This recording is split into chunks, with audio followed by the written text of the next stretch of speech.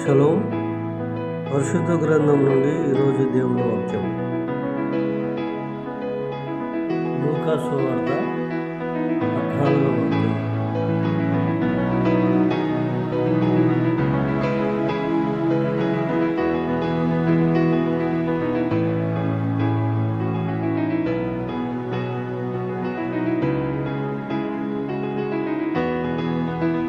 ఇరవై 26, 27 వచనాలు.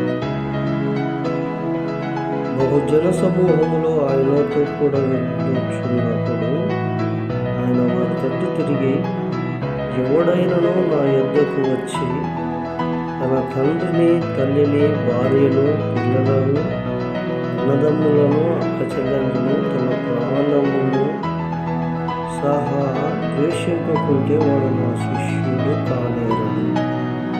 మరియు ఎవడైనను తన సిలువను మోసుకొని నన్ను వెంబడింపని ఎడల వాడు నా